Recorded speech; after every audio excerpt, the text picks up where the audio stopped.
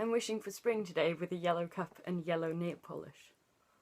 Today I'm going to review some books I've read recently.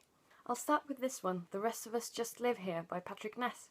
Let's start with how it looks, shall we? The cover is just gorgeous. This is the front and this is the back and this is the spine. Then we have this fun thing with the pages, the blue on the edges.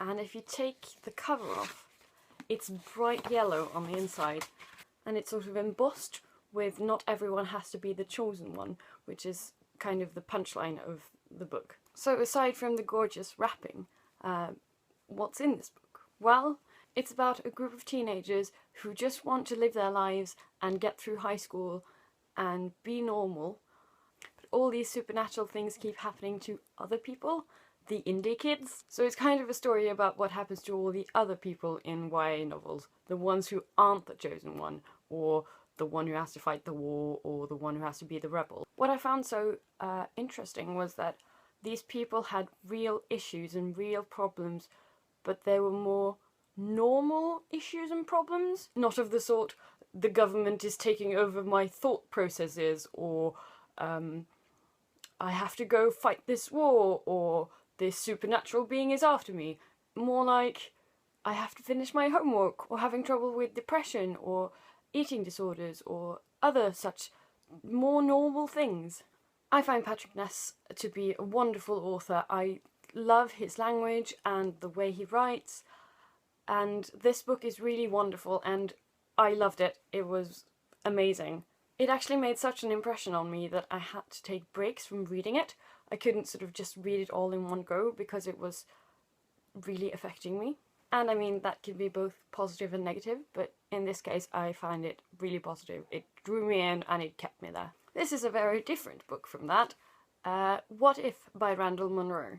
It's, as it says here, serious scientific answers to absurd hypothetical questions. It's really entertaining and I learned a lot and had fun while reading it.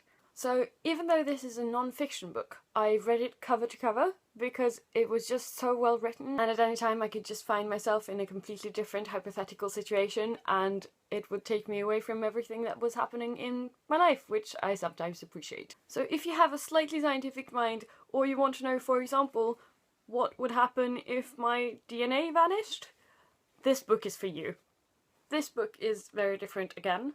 It's the last book in a steampunk series where this girl goes to finishing school, but it's not only finishing school, it's also finishing school. And of course she goes on hilarious adventures in big hoop skirts and meets interesting characters and has fainting fits as a strategy, for example. This was a thrilling conclusion to the series and I would highly recommend the whole series. This next one is The Invention of Wings by Sue Monk Kidd. This book is about a white girl from the south and the handmaid she gets given on her 11th birthday.